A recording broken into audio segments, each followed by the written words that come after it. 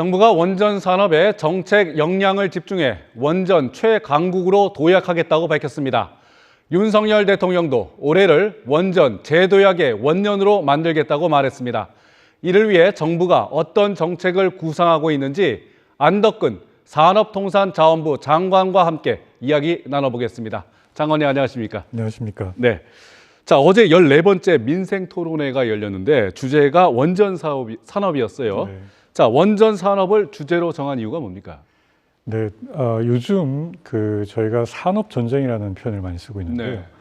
이 첨단 산업의 경쟁력에 이 원전 산업은 사실 굉장히 중요한 축을 차지하고 있습니다. 얼마 전에 저희가 반도체 메가 클러스터를 발표를 하면서 13기의 반도체 라인을 신설한다는 발표를 했었는데요. 네. 그 반도체 라인 한 기가 수요를 하는 전력의 양이 경주시 하나가 수요하는 전력량과 맞먹는 수준입니다. 그래서 이 정도의 막대한 전력 수요를 이 탄소 배출 없이 공급을 할 수 있는 이 전력원으로는 이 원전밖에 없는 상황이고, 네. 그런 측면에서 우리 산업의 경쟁력을 키우는 가장 중요한 엘러먼트로 우리가 이 원전 산업을 지금 부각을 하고 있는 것이고요. 또 그 다음에는 이 원전 산업 자체가 글로벌 경쟁력을 가지고 있는 우리 핵심 산업으로 향후 키워나가야 되는 분야입니다. 네. 그런 측면에서 어제 저희가 창원에서 이 민생 토론을 하게 된 것도 원전의 핵심 설비를 최초로 국산화를 한 곳이 바로 창원입니다. 그래서 그런 의미를 가지고 우리가 최초의 원전 민생 토론회를 창원에서 시작을 하면서 원전 산업의 중요성을 이번에 강조하게 된 것입니다. 네. 윤석열 정부 출범 이후에 급변한 정책 가운데 하나가 이제 원전 정책인데 구체적으로 어떤 변화가 그동안 있었습니까? 네. 지난 정부에서 했던 탈원전 정책을 폐기를 했습니다. 네. 그리고 이번 정부 들어서 우리가 이 원전 산업의 생태계를 신속하게 복원을 하고 있습니다. 탈원전 정책을 폐기를 하고 나서 지난 정부에서 중단을 시켰던 신한울 원전 3호기, 4호기 이 두 기의 건설을 신속하게 저희가 재개를 했고요. 지금 그동안 운영을 하고 있는 기존 원전의 운영을 연장을 해서 계속 운전을 하는 절차를 신속하게 밟고 있습니다. 네. 그리고 지금 원전의 생태계를 조속히 복원시킨다는 측면에서 작년, 재작년 해서 우리가 5.4조 원의 일감을 공급을 하고 작년 같은 경우에는 한 5천억 규모의 특혜 금융을 지원을 해서 지금 원전 산업의 생태계를 신속하게 복원을 하고 있고요. 네. 또 이 수출 산업으로서 키우기 위해서 원전 수출에도 지금 민관이 함께 열심히 노력을 하고 있습니다. 예. 이 장관님이 발표한 내용 가운데 미니 원전으로 불리는 SMR 선도국으로 도약하겠다 이게 있던데 SMR 좀 어려운 용어 같은데요. 어떤 거고 이게 왜 중요한 겁니까? 소형 모듈 원전이라고 하는 것인데요. 네. 이거는 모듈형으로 제작을 해서 설치가 가능한 원전입니다. 그래서 유연하게 운전을 할 수가 있고 대형 원전보다도 훨씬 안전성이 담보가 된다고 저희가 기대를 하고 있습니다. 네. 그래서 현재 전 세계에서 17개 국가가 80개가 넘는 지금 모듈을 가지고 이 개발 경쟁을 하고 있는 상황인데요. 네. 이런 SMR이 보급이 시작이 되게 되면 이 공장에서 원전을 만들어서 수출을 하는 이런 시대가 열리게 됩니다. 이렇게 되면 우리나라는 이 제조 역량, 이 제작하는 역량이 강하기 때문에 향후에 이 SMR 시대에 아주 선도적인 역할을 할 수 있을 거라고 기대를 하고 있습니다. 이런 측면에서 우리가 이 SMR 선도국으로서 클 수 있는 이런 전략을 지금 만들어 나가고 있는데요.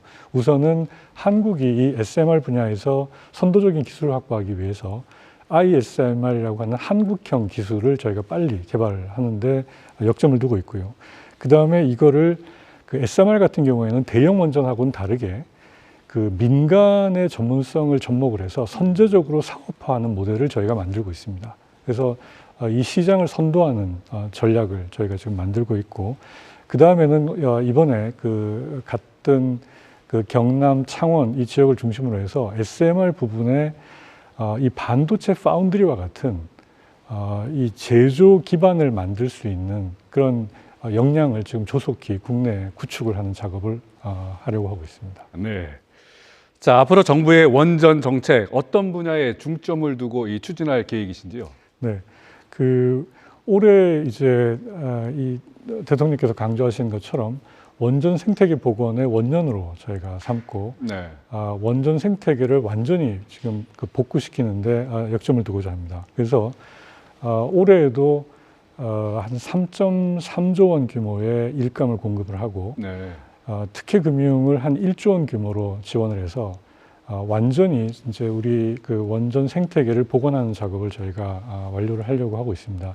이걸 위해서 원전 산업의 세액 공제 범위도 넓히고 있고 네. 지금 관련돼 있는 연구개발 사업에 향후 5년간 한 4조 원 정도 규모의 지원을 할 계획을 가지고 있습니다. 그리고 아까 말씀드린 SMR의 선도국으로 우리가 도약하는 그런 전략을 가지고 SMR 관련돼 있는 기반과 제조 역량 그리고 특히 어제 다녀온 창원 지역을 SMR 클러스터로 육성하는 이런 전략들을 저희가 준비를 하고 있습니다. 그리고 오늘 대통령께서 또 강조하신 바와 같이 이 원전 산업 지원 특별법을 말씀을 하셨는데 그동안 우리 원전 산업 육성을 위한 정책이 사실 이게 좀 갈팡질팡한 것처럼 보이는 면이 있는데 네. 이번 계기에 저희가 원전 산업을 중장기적으로 육성을 할 수 있는 법적인 토대를 만들고 이걸 기반으로 중장기 로드맵을 완성을 해서 우리 산업을 꾸준히 안정적으로 키워나갈 수 있는 기반을 공고히 만들도록 할 예정입니다. 네. 이 장관님이 생각하시기에는 원전이 어느 정도 늘어나야 될 것으로 추정하시는지도 궁금합니다. 어느 정도 규모를 키워야 되는지에 대해서는 지금 11차 전력 수급 기본 계획을 만들고 있는 전문가위원회에서 네. 지금 논의 중에 있는데요. 그 결과에 따라서 구체적으로 결정이 되겠지만 지금 전 세계적으로 이 전력에 대한 수요가 막대하게 늘고 있는 상황이고요. 네. 특히 최근에 AI에 주목을 하고 있는데 AI에 대한 활용성이 높아지면서 데이터 센터가 급격하게 증가를 하고 있습니다. 이런 부분에 있어서 아까 말씀드린 이 반도체라든가 AI라든가 2차 전지라든가 이런 막대한 전기 수요를 탄소 중립과 에너지 안보를 동시에 달성할 수 있는 유일한 사실 수단이 원전이기 때문에 원전의 활용성을 키워야 되는 부분은 틀림없는 것이고요. 네.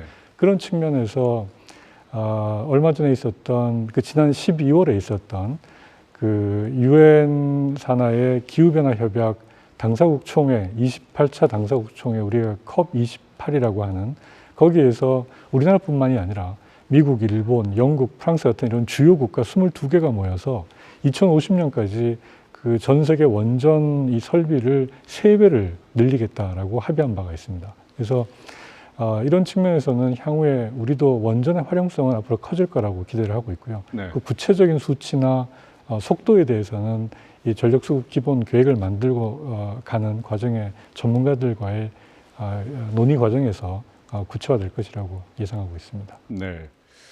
자, 우리나라에는 이 원전 운영 후에 발생하는 방사성 폐기물을 처분할 것이 부족하다. 그래서 뭐 더 이상 늘리면 안 된다. 이런 주장도 있습니다. 어떻게 생각하십니까? 이 고준위 방패장을 만드는 문제는 원전을 확대하느냐 안 하느냐의 문제하고는 별개의 문제입니다. 네.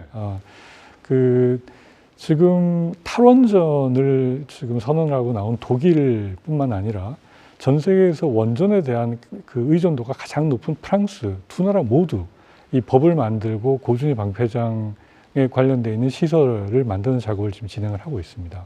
그래서 지금 우리나라 같은 경우에도 78년에 원전을 가동한 이후에 지금까지 이 사용 후 핵 연료가 18,900톤이 지금 쌓여 있는 상황이고요. 2030년부터는 이제 원전 내에 임시 저장 시설이 포화가 되는 상황입니다. 네. 그래서 이 부분은 원전을 앞으로 뭐 확대하거나 이런 문제하고는 별개로 이미 우리가 지금 가지고 있는 원전을 그동안 사용해서 나와 있는 사용 후 핵 연료를 안전하게 관리하고 처리해야 된다는 아주 소명이 있고요. 미래 세대에 대한 이 책임을 더 이상 방기할 수가 없는 상황이기 때문에 네. 지금 현재 저희 국회 상임위에서 여야 의원 모두 관련되어 있는 법안을 발의해 있는 상황이고 야당 원내대표까지 이 관련된 법안을 발의하고 있는 상황이기 때문에 저희가 지금 뭐 굉장히 시간도 촉박하고 어려운 상황입니다만 마지막 날까지 희망을 꺾지 않고 21대 국회에서 이 문제를 좀 해결할 수 있도록 최선의 노력을 다하려고 하고 있습니다. 네. 오늘 얘기는 여기까지 듣겠습니다. 늦은 시간 함께해 주셔서 고맙습니다. 감사합니다. 감사합니다.